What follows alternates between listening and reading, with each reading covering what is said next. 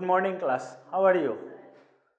Fine. Now we are going to discuss about gastrula stage in the development of frog. Gastrula is most important stage, most important stage in the development of frog or in the development. Gastrula is the most important. Why it is most important?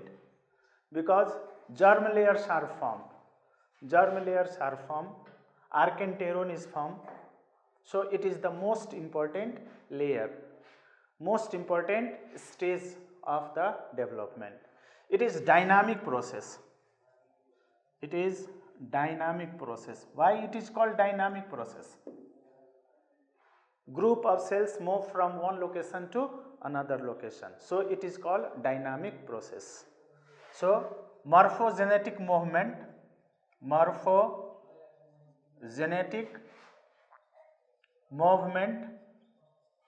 takes place. Morphogenetic movement takes place. What is morphogenetic movement? What is morphogenetic movement? Movement of group of cells from one location to another location. That is called morphogenetic movement. How many types of morphogenetic movements are there? There are three types of morphogenetic movement. First one is epiboly. Epiboly of ectoderm. Epiboly of ectoderm. Epi means what? Epi means upon. Boly means through. So you see here micromeres, this red color, and these are micromeres. These are micromeres. Micromeres cover megamere from all sides except grey crescent area, and in that very area pit is formed. The pit is called gastrular pit. Keep it, gastrular pit, and this is called epiboly. So epiboly of ectoderm means ectoderm is formed during epiboly. Now next stage is emboly. Emboly of endoderm. Now endoderm formation process start. Emboly. Em means inside, boly means through.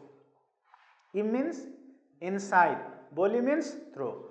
So micromere, these micromeres from all sides sink into the structure through this pit, gastrular pit, sink inside the structure through gastrular pit, and cavity is formed. This cavity is called archenteron, and the opening of archenteron is called blastopore.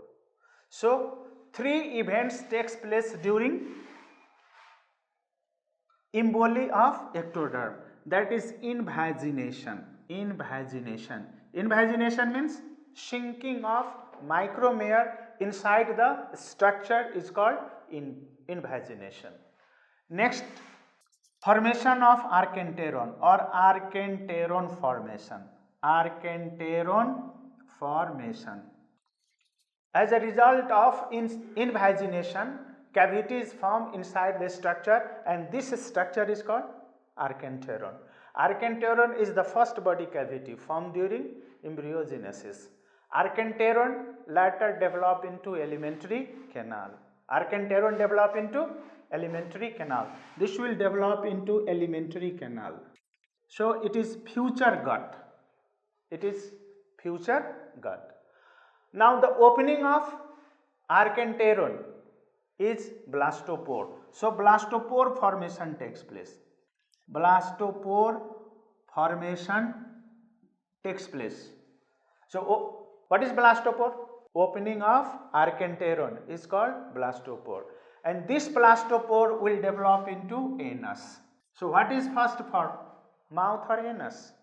Anus is first form, so it is deuterostome. So frog is deuterostome. What do you mean by the term deuterostome? Deutero means latter. Deutero means latter. Stome means mouth. Means first anus and at last mouth is formed. So frog is deuterostome. Just opposite to deuterostome is what? Protostome. Protostome. What do you mean by the term protostome? Proto means what? First. Proto means first. Stome means mouth.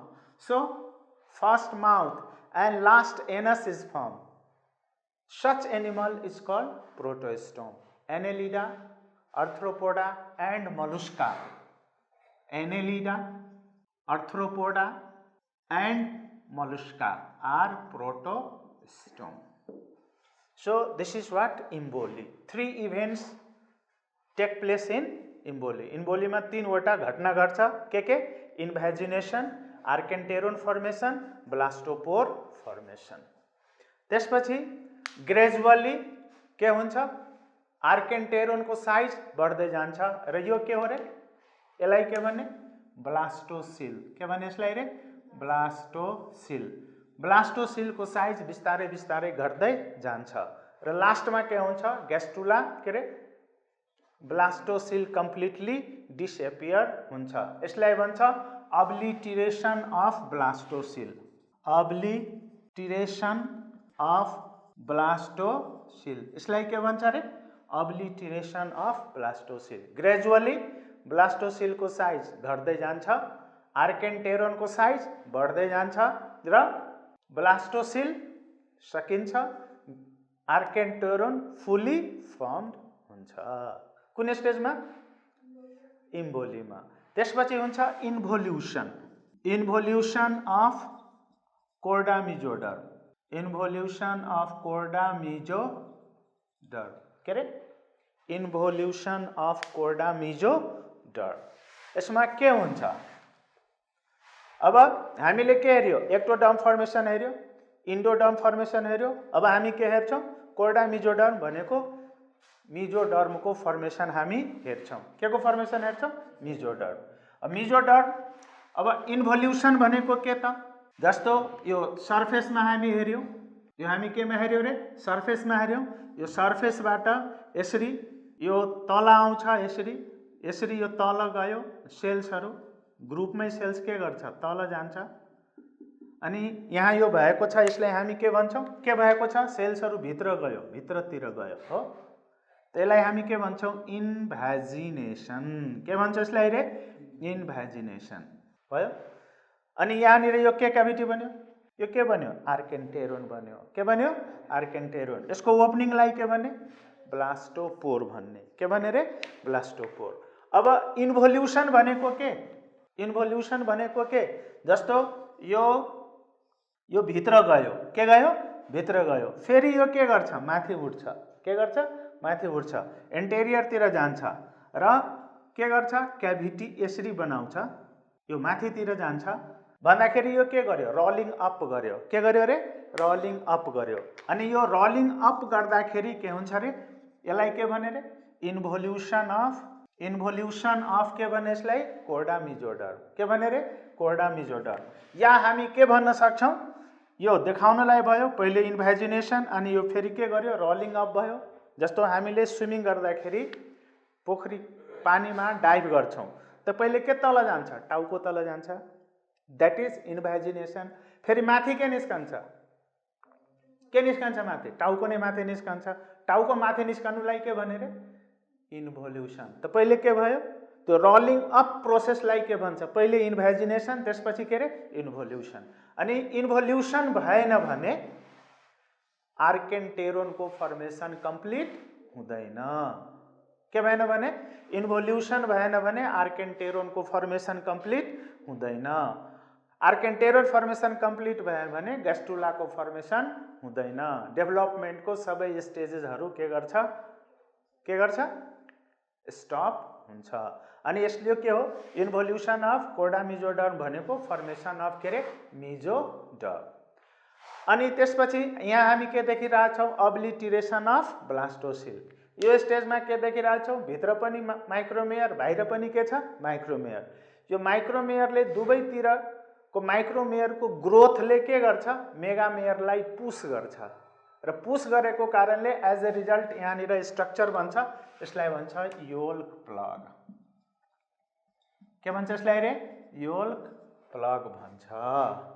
अनि यो के हो? Blastopore हैन। अनि यसको माथि यहाँनिर lip बन्छ, यसलाई भन्छ डोर्सल लिप। के लिप रे? Dorsal lip. साइडमा जस्तो साइडमा लिप हुन्छ भने त्यसलाई के भने? Lateral lip. र यहाँ अर्को लिप बन्छ, यसलाई भन्छ भेन्ट्रल लिप। यसरी लिपको फर्मेसन हुन्छ। के रे? योल्क प्लग र भेन्ट्रल के रे योल्क प्लग र लिपको फर्मेसन लेट ग्यास्ट्रुलातिर हुन्छ। यसपछि हामीले के देख्यौं? 3 वटै जर्म लेयर बनिसक्यो। कतिवटा जर्म लेयर बन्यो? 3 वटा। के? सबभन्दा बाहिरको जर्म लेयरलाई के भन्ने? एक्टोडर्म। सबभन्दा बाहिरको जर्म लेयरलाई के भन्ने? एक्टोडर्म। बीचको जर्म लेयरलाई के भन्ने? मेसोडर्म। भित्रको जर्म लेयरलाई के भन्ने? इन्डोडर्म। र भित्र के छ? आर्केन्टेरोन। के छ रे? आर्केन्टेरोन। अनि यता डोर्सल साइडमा हेर्यो भने यहाँनिर के छ? Neural plate एक्टोडर्ममा। मेसोडर्ममा यहाँ के छ? नोटोकोड। के कोड रे? नोटोकोड छ। अनि यो के हो रे? 3 germ layer showing late gastrula. 3 germ layers showing late gastrula. 3 germ layer showing के रे? late gastrula. अब यो जर्म लेयर बनिसक्यो। अब के हुन्छ? अर्गेनोजेनेसिस हुन्छ। के हुन्छ रे? Organogenesis. What is organogenesis? Process of formation of organ is called organogenesis. Organogenesis में क्या हुन्छ? यो भयो न्यूरल प्लेट। के प्लेट रे? Neural plate. न्यूरल प्लेटबाट के बन्छ? न्यूरल प्लेटबाट न्यूरल ट्यूब बन्छ। के बन्छ रे? Neural tube.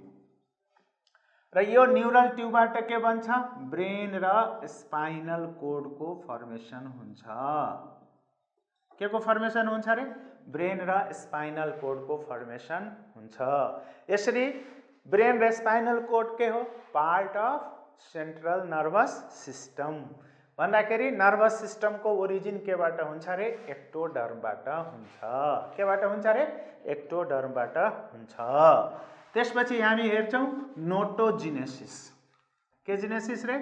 नोटोजेनेसिस। What is notogenesis? Process of formation of notocode from mesoderm is called के रे? Notogenesis. What is notogenesis? Process of formation of notocode from mesoderm is called के रे? Notogenesis. Then xylem formation. थाहा छ xylem formation? What is xylem? Xylem.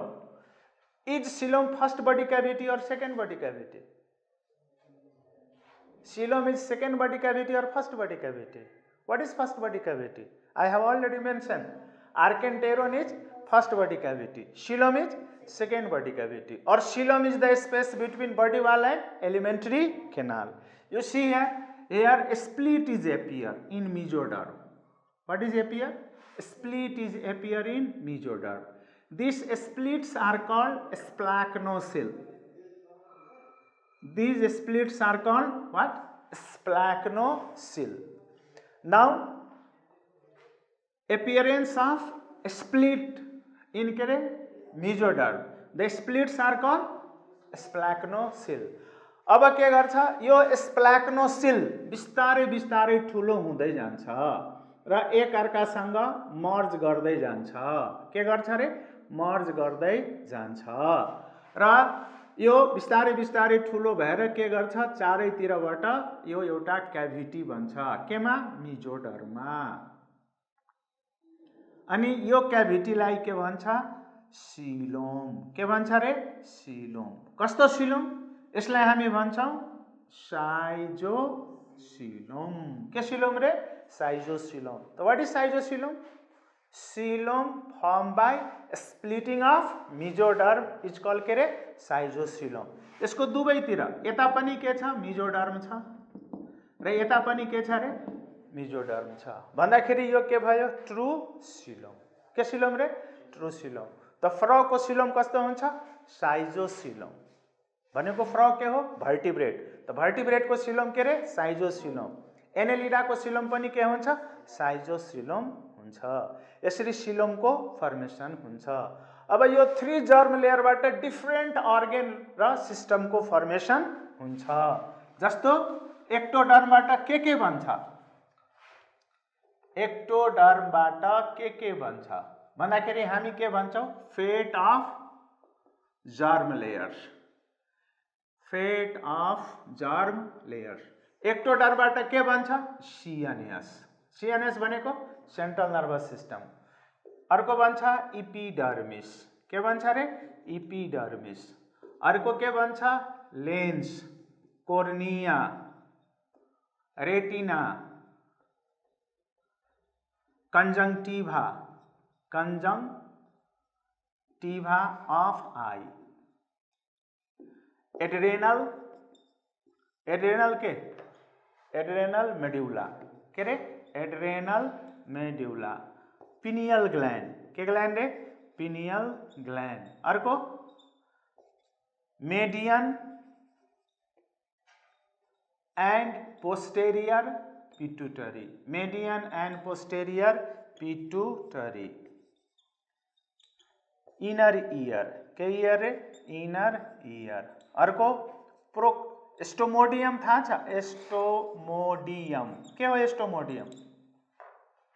था छ एस्टोमोडियम? था छैन? एस्टोमोडियम। एस्टोमोडियम भनेको फोरगट। के गट रे? फोरगट। अर्को हुन्छ प्रोक्टोडियम। प्रोक्टोडियम। प्रोक्टोडियम भनेको के? हाइन्ड गट। के गट रे? Hind gut. अर्को के हुन्छ? Enamel. Silvery white colour of teeth is called के रे? इनामेल। यो सबैको फर्मेसन केबाट हुन्छ? एक्टोडर्मबाट हुन्छ। अर्को यसमा के हुन्छ? Lining of nasal and olfactory, नाइलिङ अफ ओल्फ्याक्टरी इपिथेलियम। नेक्स्ट में हुन्छ के रे? मिजोडर्म। के डर्म रे? मिजोडर्म। मिजोडर्मबाट के भन्छ?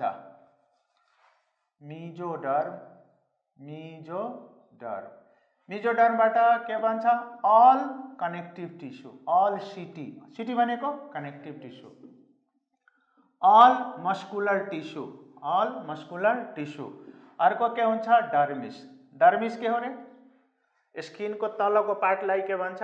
डर्मिस। स्किन को माथिको पार्टलाई के भन्छ? इपिडर्मिस। त्यसपछि डेन्टाइन। डेन्टाइन थाहा छ? के हो डेन्टाइन? दाँतको इनामेलको भित्रको पार्टलाई के भन्छ? डेन्टाइन। अर्को एड्रेनल, एड्रेनल कर्टेक्स। के कर्टेक्स रे? Adrenal cortex. अर्को sclera and choroid of I.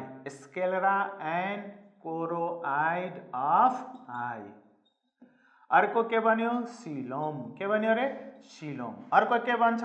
Blood vascular system. Blood vascular system.